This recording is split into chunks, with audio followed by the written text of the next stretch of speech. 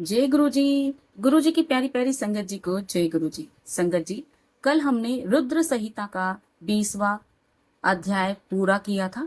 अब हम रुद्र संहिता के अंतर्गत आने वाले अन्य खंडों की ओर बढ़ेंगे, जिसमें सती खंड, पार्वती खंड, कुमार खंड और युद्ध खंड शामिल है। इन सभी के पूरा होने के बाद हम शतरुद्र संहिता की तरफ आगे बढ़ेंगे, जो इस ग्रंथ का तृतीय खंड है। संगत जी, ज्यादा समय न गवाते हुए आइए शुरू करते हैं। ओम नमः शिवाय, शिवजी सदा सहाय। ओम नमः शिवाय, गुरुजी सदा सहाय। जय गुरुजी, शुक्राना गुरुजी, हर हर महादेव। द्वितीय सती खंड प्रारंभ। पहला अध्याय, सती आख्यान। नारद जी बोले, हे ब्रह्मा जी, शंकर जी की कृपा से आप सब कुछ जानते हैं, अतएव अब आप मुझे यह सुनाइए कि जो महेशान, कैलाशवासी और परम जितेंद्रिय थे, जिनकी विष्णु आदि सभी देवता पूजा करते थे, जो सत्पुरुषों की गति, निर्विकार, महाप्रभु और योगी थे, वही तप करती हुई मंगल स्वरूप एक परम श्रेष्ठ स्त्री के साथ विवाह कर गृहस्थ कैसे हो गए। जो पहले दक्ष की पुत्री थी, फिर हिमालय की कन्या हुई, वह सती पार्वती किस प्रकार शंकर को प्राप्त हुई। हे ब्रह्मन, यह सब बात और जो भी हो वह सब कथा आप मुझे सुनाइए। सूत जी कहते हैं कि नारद जी के ऐसे वचनों को सुनकर ब्रह्मा जी बोले, हे तात, हे मुनिवर्य, सुनो, अब मैं वह शुभ कथा कहता हूँ जिसे सुनकर मनुष्य का जन्म निसंदेह सफल हो जाता है। पहले मेरे एक संध्या नाम की कन्या हुई, जिसे देखते ही मैं काम से पीड़ित हो गया, और मुझे देखकर रुद्र ने धर्म का स्मरण करते हुए मुझे, मेरे और पुत्रों के साथ ही बड़ा धिक्कारा, और फिर वे अपने स्थान कैलाश को चले गए। तब मैंने शिवजी जी की माया से मोहित होकर मूर्खतावश अपने पुत्रों सहित उन्हें ही मोहित करना चाहा, परंतु मेरे सारे प्रयत्न निष्फल हुए।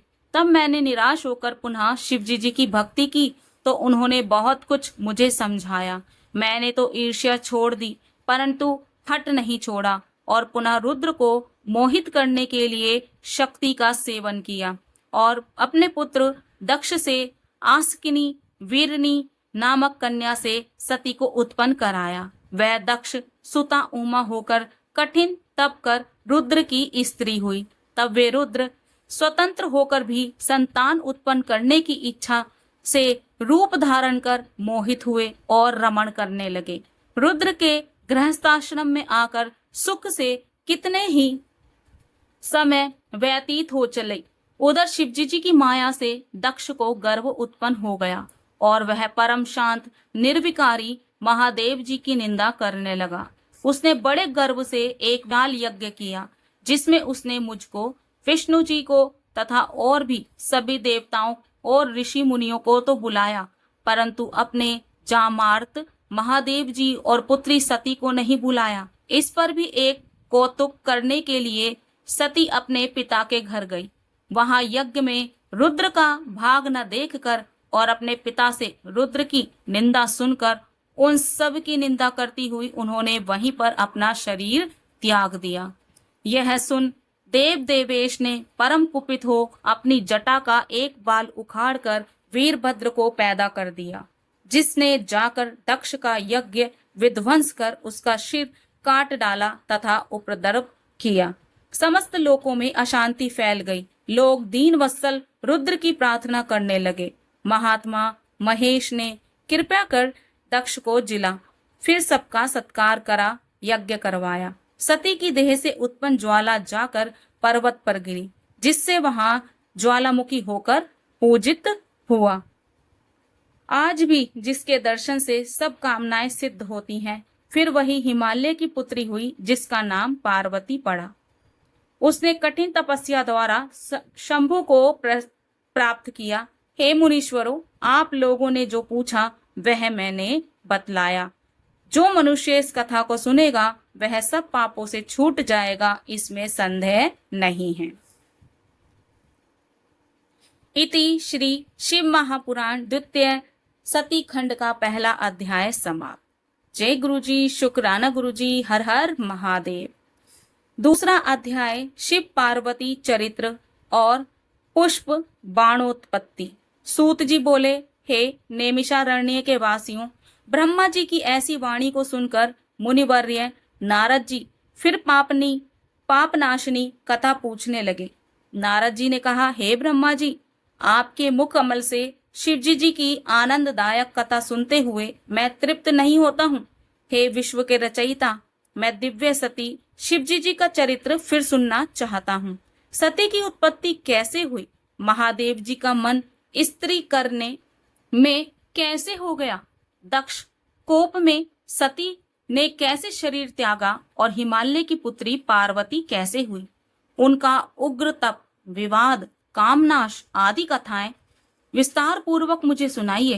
ब्रह्मा जी ने कहा, हे मुने, अब पार्वती और शिव का अत्यंत पवित्र और गुह से भी गुह परम पावन और दिव्य यश सुनो।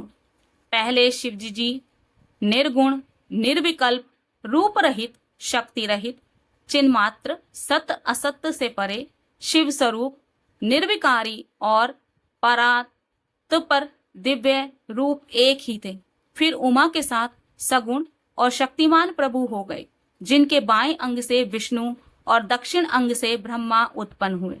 तभी से सृष्टिकर्ता ब्रह्मा, पालककर्ता विष्णु और लयकर्ता रुद्र हुए। तभी से सदाशिव के 3 रूप हो गए।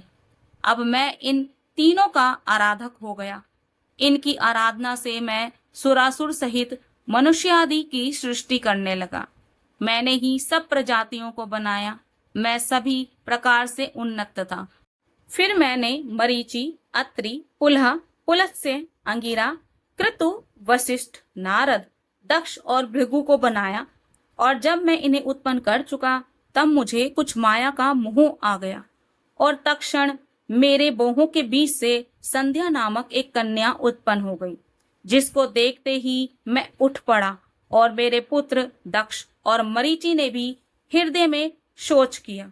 तब मुझ ब्रह्मा के चिंतित होते ही तत्क्षण एक सुंदर और अद्भुत रूप वाला प्राणी, काले बालों से युक्त, श्याम गज के समान स्थूल काय वाला और नीला सुंदर वस्त्र पहने, कांता की तरह दोनों कटाक्षों को घुमाता हुआ आविर्भूत हो गया। उसकी श्वास से निकल रही थी और वह परम श्रृंगारित था। तब ऐसे पुत्र को प्रकट हुआ देखकर मेरे अन्य पुत्रों में भी बड़ी उत्सुकता आई और उनमें विकारी भाव का संचार हो गया। उनका हृदय अधीर हो गया। उसी समय तत्क्षण प्रकट हुए उस पुत्र ने मुझको सिर झुकाकर प्रणाम करते हुए कहा कि हे ब्राह्मण, मुझे क्या आज्ञा है? मुझे उसमें लगाइए जिसमें करने से मेरा आदर होवे। ब्रह्मा जी ने कहा, तुम सनातनी सृष्टि उत्पन्न करो। मैं वासुदेव और सभी तुम्हारे वश में हैं।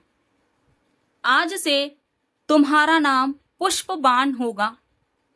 तुमसे लोगों में आश्चर्य, सदैव सुख का लक्ष्य और नित्य ही प्राणियों में मद उत्पन्न हुआ करेगा और तुम इसी प्रकार सृष्टि के प्रवर्तक बनो। मेरे ये पुत्र भी तत्व रूप से तुम्हारे नाम का स्मरण करेंगे। यह कहकर कमलासन पर बैठे ब्रह्मा जी क्षण भर के लिए मौन हो गए। इति श्री शिव महापुराण द्वितीय सती खंड का दूसरा अध्याय समाप्त। जय गुरु जी, शुक्राना गुरु जी, हर हर महादेव। तीसरा अध्याय ब्रह्मा काम संवाद। ब्रह्मा जी ने कहा, इसके पश्चात सब मरीचि आदि मुनियों ने उनका यह अभिप्राय जानकर उसका यथोचित नाम रख दिया। उन्होंने कहा कि तुमने उत्पन्न होते ही ब्रह्मा का चित्त मंथन कर दिया था, इसलिए इससे तुम्हारा पहला नाम संसार में मंथन होगा। तुम्हारे जैसा संसार में कोई नहीं। इससे तुम्हारा दूसरा नाम काम होगा। तीसरा मोहन से तुम्हारा नाम मदन और चौथा कंदर्प इसलिए होगा कि तुम में बहुत अहंकार है। तुम्हारे समान कोई देवता, पराक्रमी और सर्वव्यापक नहीं होगा। तुम्हारे लिए पति दक्ष एक सुंदर कामनी स्त्री देंगे, जिसे ब्रह्मा जी उत्पन्न कर चुके हैं और जिस रूपवती का नाम संध्या है। यह सुनकर उस काम ने अपने 5 बाणों का नामकरण कर तुरंत उनका परीक्षण करना चाहा। हर्षण, रोचन, मोहन, शोषण और मारण, ये 5 नाम हुए जो मुनियों के भी मोहक थे। उसने इन 5 बाणों को मुनियों पर चला दिया। संध्या भी थी। उसने कहा, अच्छा, इसे तो मैं ही मोहित करूंगी। इतने में काम ने 5 बाणों का प्रयोग कर दिया। मोहन ने ब्रह्मादिकों के मन को मोह लिया। सबके मन में विकार हुआ, वे विकृत हुए। सभी बार बार संध्या को देखने लगे। उनके काम की वृद्धि हो गई। उनमें 49 भाव जागृत हो गए। संध्या में भी विकार आया। वह भी ऋषियों पर कटाक्षपात करने लगी। एक प्रजापति ने भी उसकी इच्छा की। मरीचि, अत्रि और दक्ष आदि सब मुनि इंद्रियों के विकार को प्राप्त हो गए। तब मुझे और सब मुनियों तथा संध्या को देखकर काम को अपने कर्म में विश्वास हुआ। तब पिता और भाइयों की पाप गति को देखकर काम को बड़ा दुख हुआ और उसने धर्म रक्षक प्रभु शिव जी का स्मरण किया। उसने महेशान की स्तुति की। मैं ब्रह्मा भी वहां उपस्थित हुआ। तब मुझे देखकर आकाश स्थित शिव जी हंसते और मुझे लज्जित करते हुए बोले, हे ब्रह्मन, तुम्हें पुत्री को देखकर काम कैसे प्रकट हो गया? यह तो वेद मार्ग से चलने वालों को उचित नहीं है। विद्वान जन माता, बहन और भाई की स्त्री तथा कन्या को भूलकर भी कुदृष्टि से ना देखें। फिर वेद तो तुम्हारे मुख में ही विराजमान है, जिसे काम मात्र से तुमने कैसे भुला दिया? फिर वे सर्वदा सूर्य दर्शन करने वाले दक्ष, मरीचि आदि एकांत योगियों का चित्त स्त्री को देखकर कैसे मलिन हो गया? हाँ, जिसके चित्त को स्त्रियां हरण कर लेती हों, उनके साथ शास्त्र संगति कैसे की जा सकती है? ब्रह्मा जी कहते हैं कि जब लोक पितामह शिव जी ने इस प्रकार कहा तो लज्जा के मारे क्षण भर मैं पसीने से भीगा रहा। मेरा विकार हट गया, परंतु मेरे शरीर से जो पसीना गिरा उससे पितृगणों की उत्पत्ति हो गई। 64,000 अग्निष्ठ वत्ता पितृगण उत्पन्न हुए। 86,000 बहिष्पद पितर हुए और जो दक्ष के शरीर से पसीना गिरा था उससे सर्वगुण संपन्न एक कन्या उत्पन्न हुई, जो मुनियों के भी मन को मोहने वाली थी और जिसका लोक विख्यात नाम रति हुआ। उसे देखकर क्रतु आदि भी स्खलित हो गए और उनसे जो वीर्य भूमि पर गिरा उससे अन्य पितरों की उत्पत्ति हुई। इस प्रकार वह संध्या बहुत से पितरों को उत्पन्न करने वाली हुई। इसी समय शिवजी जी अंतर ध्यान हो गए और उनके वाक्यों से लज्जित मैं कंदर्प अर्थात काम से क्रुद्ध हुआ। मैंने क्रुद्ध होते ही काम ने शीघ्र ही अपना बाण खींच लिया और मैं जलती हुई अग्नि के समान जलने लगा। उससे पीड़ित होकर मैंने तथा अन्य ऋषियों और प्रजापति ने काम को श्राप दे दिया कि जा, तू शिवजी जी के बाणों से भस्म हो जाएगा। यह सुन रति का पति कामदेव उसी क्षण अपना धनुष फेंक कर मेरे चरणों पर आ गिरा और पूछा कि आपने मुझे ऐसा कठिन शाप क्यों दे दिया? क्योंकि आप लोग न्याय के अनुसरण करने वाले हैं। मैंने तो आपका कोई बिगाड़ नहीं किया। आप ही ने तो कहा था कि मैं ब्रह्मा, विष्णु और शंभु ये सभी तुम्हारे वश में हैं। जो आपने कहा था मैंने उसी की परीक्षा की है। हे जगत पिता, मैं निरपराध हूँ। मुझे ऐसा कठिन शाप क्यों देते हैं? ब्रह्मा जी ने काम को डांटते हुए कहा कि यह संध्या मेरी कन्या है। इसको तुमने काम से लक्षित किया है। इसी कारण मैंने तुझे श्राप दिया है। हे काम, अब तू शांत होकर सुनो कि जब तुम महादेव जी के नेत्र रूप अग्नि से भस्म हो तब फिर शीघ्र ही समान शरीर को प्राप्त करोगे और जब महादेव जी अपना विवाह करेंगे तब तुमको शरीर प्राप्त होगा। काम से ऐसा कहकर मैं लोक पितामह अंतर्ध्यान हो गया। सब मुनि और कामदेव भी अपने स्थान को चले गए। इति श्री शिव महापुराण द्वितीय सती खंड का 3रा अध्याय समाप्त। जय गुरु जी, शुक्राना गुरु जी, हर हर महादेव।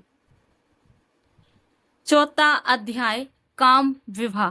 नारद जी बोले, हे महापंडित विष्णु जी के शिष्य, हे लोगों के कल्याणकर्ता प्रभु ब्रह्मा जी, यह तो शिवलीला की अमृतमय अद्भुत कथा आपने सुनाई, परंतु इसके पश्चात हे तात फिर क्या, वह भी आप कहिए, क्योंकि शंभू की कथा सुनने में मेरी बड़ी इच्छा है।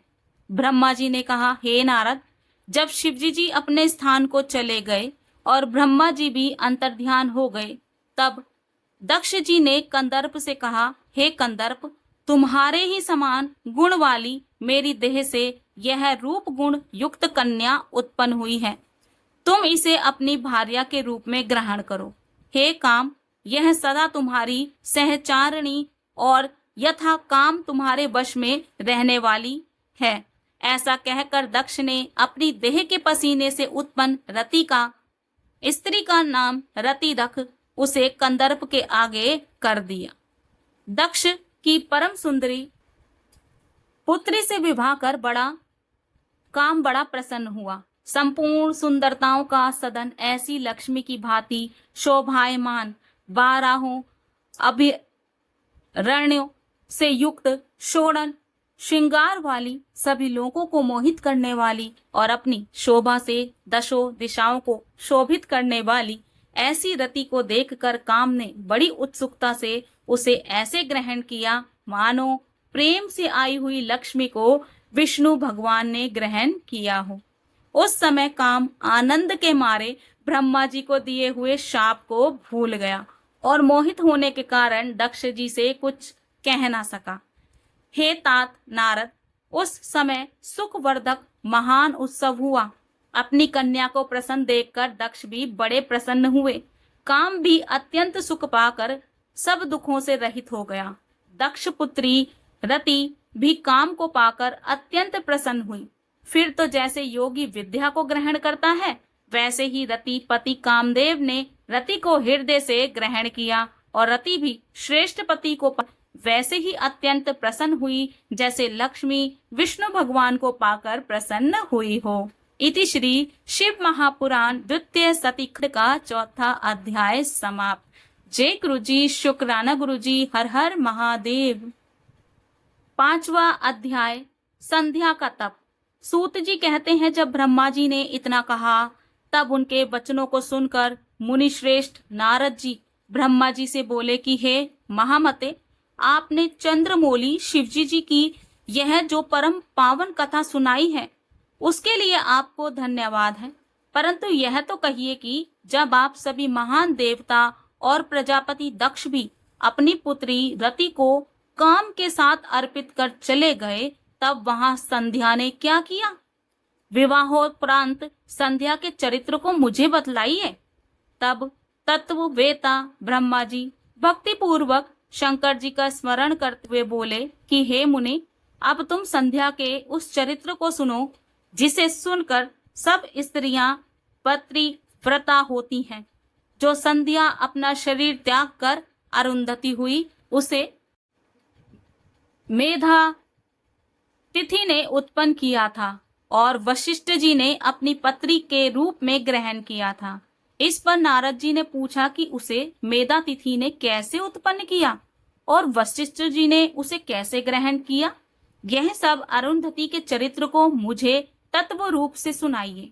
ब्रह्मा जी ने कहा, जब मैं अपनी कन्या संध्या को देखकर काम से पीड़ित हुआ किंतु शेप पतित नहीं हुआ और जितेंद्रिय ऋषियों का भी मन विचलित हो गया, तब काम के भाव को देख संध्या भी अत्यंत दुखी हुई और काम को शाप दे अंतर्ध्यान हो गया।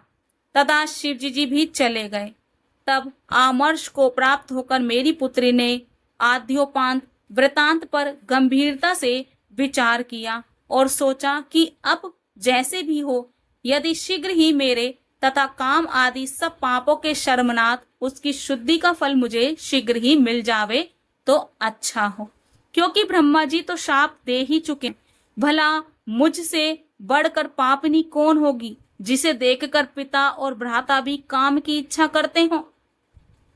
अतः मैं स्वयं ही इस पाप का प्रायश्चित करूंगी। वेद मार्ग से मैं अपने को अग्नि में जला दूंगी और ऐसी मर्यादा स्थापित करूंगी, जिससे संसार में उत्पन्न होते ही मनुष्य इस प्रकार से कामी ना हो। मैं तप की कठिन मर्यादा का स्थापन कर शरीर त्यागूंगी। भला मेरे जिस शरीर की स्वयं पिता और भ्राताओं ने इच्छा की, उस शरीर को रखने का क्या अर्थ है? हाँ, मैंने पिता और भाइयों से काम उत्पन्न किया। अब यह शरीर पुण्य और साधन के योग्य नहीं है। ऐसा विचार कर संध्या चंद्रभागा नदी के तट पर स्थित चंद्रभाग पर्वत पर चली गई।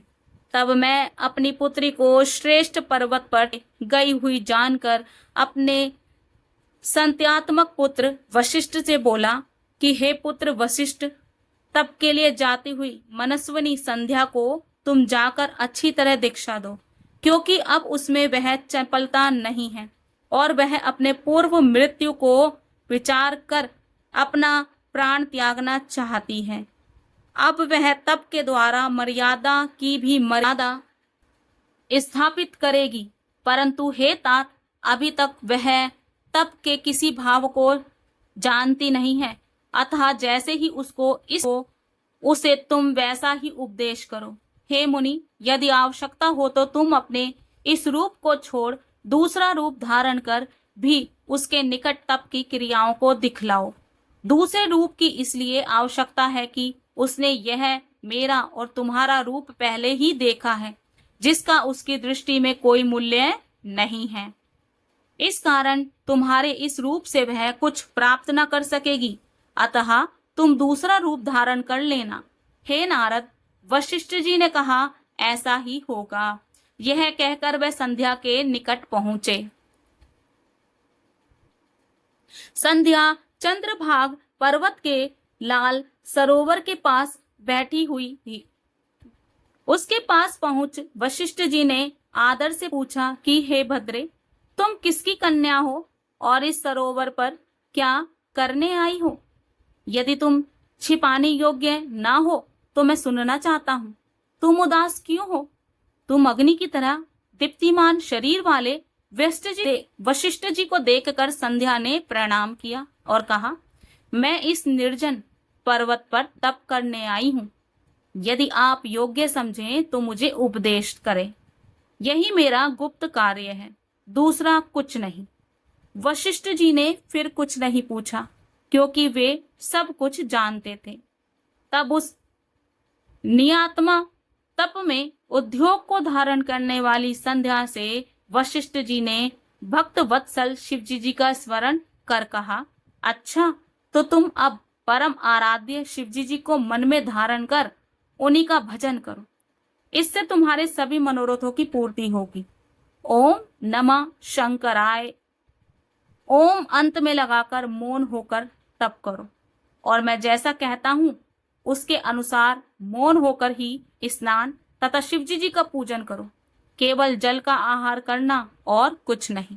इससे निसंदेह तुम्हारी तपस्या पूर्ण फलदायक होगी। शिवजी जी तुम्हारे सब मनोरथों को शीघ्र ही पूर्ण करेंगे। वशिष्ठ ने वहां बैठकर संध्या को तप की सब क्रियाएं बतलाई और पुनः वे वहीं अंतर्ध्यान हो गए।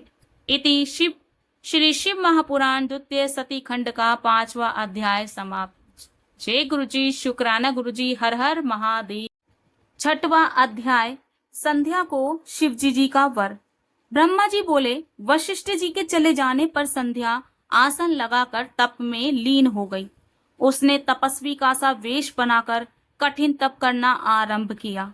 वशिष्ठ जी ने जैसा कहा था उसी के अनुसार उसने मंत्र से भक्ति पूर्वक शिवजी जी का पूजन किया। शिवजी जी में चित्त लगाए उसको एक चतुर्युगी व्यतीत हो गई। तब शिवजी जी ने आकाश में स्थित होकर उसे अपना प्रत्यक्ष दर्शन दिया। वह उनके जिस रूप का चिंतन कर रही थी उसे उन्होंने प्रत्यक्ष दिखाया। संध्या ने मुग्ध हो आश्चर्य से नेत्र बंद कर लिए। शिवजी जी ने उसके हृदय में प्रवेश कर उसे ज्ञान और दिव्य वाणी तथा दिव्य नेत्र दिए। वह प्रसन्न हो शिवजी जी की स्तुति करने लगी। उसने बारंबार शिवजी जी को नमस्कार किया। उसकी स्तुति सुनकर भक्त वत्सल परमेश्वर शिवजी जी प्रसन्न होकर बोले, हे भद्रे, तुम्हारे इस तप और स्तुति से मैं प्रसन्न हूँ। तुम जो चाहो वर मांगो। तब महेश को बार बार प्रणाम कर प्रसन्न हो संध्या बोली, यदि आप मुझे वर के योग्य समझते हैं और यदि मैं अपने पूर्व के पापों से शुद्ध हो गई हूँ, तो हे महेश्वर, हे देवेश, आप मेरे मांगने से यही वर दीजिए कि इस संसार में प्राणी उत्पन्न होते ही तुरंत कामी ना हो जाए, और दूसरा यह वर दीजिए कि यदि मैं तीनों लोकों में विख्यात और व्रत वाली हूँ तो मेरे समान दूसरी ना होवे। यदि मेरी फिर सृष्टि होवे तो वह महाकामी होकर ना गिरे, और हे नाथ, जो मेरा पति होवे वह अति कामी ना होकर मित्र के समान हो, तथा जो मुझे काम भाव से देखे वह नष्ट और नपुंसक हो जाए। शिवजी जी ने एव मस्तु कहकर संध्या से कहा कि हे बद्रे, अब से मैं मनुष्यों की 4 आयु कर देता हूँ, शैशव, कुमार, यौवन और वृद्ध। जब प्राणी तीसरी अवस्था को प्राप्त हो तब कामी हो, और कोई दूसरी अवस्था के अंत में सकाम हो। तेरे तप से ही मैंने यह मर्यादा जगत में स्थापित की। अब कोई भी प्राणी उत्पन्न होते ही कामी न होगा। साथ ही तू इस त्रिलोकी में ऐसे सती भाव को प्राप्त होगी जैसा कोई ना होगा। तेरे पति को छोड़ जो कोई अन्य पुरुष तुझे सकाम भाव से देखेगा वह नपुंसक हो जाएगा। तेरा पति बड़ा भाग्यशाली और 7 कल्प तक जीने वाला होगा। जो वर तूने मांगा वह सब मैंने दिया। अब मैं तेरे पूर्व जन्म की बात कहता हूँ। तेरा अग्नि में जलकर शरीर त्यागना निश्चित है। देख, मेधातिथि से एक यज्ञ कर रहे हैं जिसकी अग्नि बड़े जोर से जल रही है। तू उसी जलती हुई अग्नि में शीघ्र ही प्रवेश कर जा। इसी पर्वत के नीचे चंद्रभागा नदी के तट पर तपस्वियों का आश्रम है जिसमें मेधातिथि यज्ञ कर रहे हैं। उस यज्ञ में प्रवेश कर तू उनकी पुत्री होगी। तुझे जैसा स्वामी चाहिए उसका मन में संकल्प कर। तू अपने इस शरीर को अग्नि में गिरा दे। जब तू 4 युग के पश्चात सतयुग व्यतीत होने पर पुनः पर्वत में घोर तप करेगी तो त्रेता के प्रथम भाग में दक्ष की कन्या होकर यथा योग्य ब्याही जाएगी। तेरे और भी बहुत सी बहनें होंगी जिनमें से तेरे पिता दक्ष 27 कन्याएं तो चंद्रमा को दे देंगे, किंतु चंद्रमा उन सबको छोड़ केवल रोहिणी से बहुत प्रसन्न रहा करेंगे। इससे कुपित हो तेरे पिता चंद्रमा को श्राप दे देंगे और सब देवता तेरी शरण में आवेंगे। तू मेधातिथि के अग्निहोत्र यज्ञ में कूद कर शीघ्र ही अपना यह शरीर विसर्जन करेगी। इससे पवित्र होने पर तेरी सब कामनाएं पूर्ण होंगी। ऐसा करते हुए देवेश शंकर जी अंतर्ध्यान हो गए। इति श्री शिव महापुराण द्वितीय सती खंड का 6वां अध्याय समाप्त। जय गुरु जी, शुक्राना गुरु जी, हर हर महादेव। 7वां अध्याय संध्या चरित्र। ब्रह्मा जी बोले, हे मुने, अब संध्या वहां से उठकर मेधातिथि के यज्ञ में पहुंची जहां उसके तप और श्री शिवजी जी के आशीर्वाद से उसे किसी ने नहीं देखा। तब उसने अपने उपद्रेष्टा ब्रह्मचारी श्री वशिष्ठ जी का स्मरण कर उन्हें ही अपना पति स्वीकार कर यज्ञ की बढ़ी हुई अग्नि में कूद पड़ी। शिवजी जी की कृपा से उसे कूदते हुए किसी ने नहीं देखा।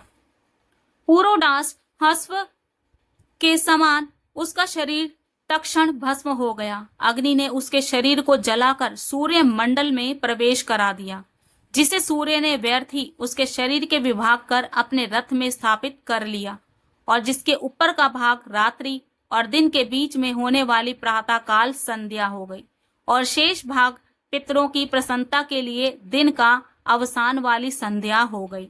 अरुणोदय के समय प्रातः संध्या और सूर्यास्त होते समय की लाल कमल के समान साय संध्या होती है। उसके प्राण को दयालु शिवजी जी ने अपने दिव्य शरीर में स्थापित कर लिया। उधर जब यज्ञ की समाप्ति हुई तो ऋषियों ने तृप्त सुवर्ण के समान कांति वाली उस कन्या को अग्नि में पाया। उसे मेधातिथि ने प्रसन्नता से यज्ञ के लिए विधिवत स्नान करा, अच्छी तरह गोद में लिया और उसका नाम अरुंधति रखा। मुनि ने उसे अपनी एक निधि माना। शिष्यों सहित उसका अपने आश्रम में पालन करने लगे। जब वह 5 वर्ष की हुई तो ब्रह्मा, विष्णु और महेश ने आकर ब्रह्मपुत्र वशिष्ठ के साथ उसका विवाह कर दिया। उसके विवाह में बड़े उत्सव हुए।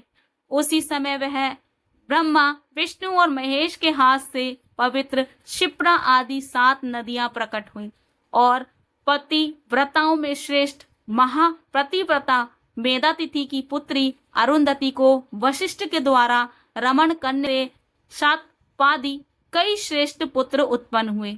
हे मुनियों, तुम्हारे लिए यह परम पवित्र और सर्व काम फलदायक संध्या का चरित्र मैंने वर्णन किया, जिसे सुनकर स्त्री हो या पुरुष सभी अपने मनोरथों को प्राप्त करेंगे। इसमें कोई संदेह नहीं है। इति श्री शिव महापुराण द्वितीय सती खंड का 7वां अध्याय समाप्त। जय गुरु जी, शुक्राना गुरु जी, हर हर महादेव। संगत जी, मैं आज अपनी वाणी को यही विराम दूंगी। कल हम सती खंड का 8वां अध्याय पढ़ेंगे, जिसमें ब्रह्मा जी का कामदेव को वर देना और ब्रह्मा जी और कामदेव का संवाद, ब्रह्मा विष्णु संवाद और बहुत सा ऐसे ही आगे चलता रहेगा। और संगत जी, आपसे हाथ जोड़कर विनती है, डेली 10:30 बजे गुरुजी 13 ब्लेसिंग पर आपको श्री शिव महापुराण की कथा सुनने को मिलेगी और शाम 5 बजे आपको गुरुजी का पावन ग्रंथ, जो कि उनके द्वारा ही लिखवाया गया था, दिव्य आभा, वो सुनने को मिलेगा। और अगर मुझसे कुछ सुनाते समय कुछ गलती तो मुझे क्षमा कर दीजिएगा और अपने विचार आप कमेंट बॉक्स में रख सकते हैं। ऐसे ही मुझे विचारों का पता चलेगा और मुझसे जहां गलती होती है उसका भी पता चलेगा, ताकि मैं उसको आगे इम्प्रूव कर सकूं। आज मैं अपनी वाणी को यहीं विराम दूंगी। जय गुरु जी, शुक्राना गुरु जी, हर हर महादेव। जय जय शिव शंकर।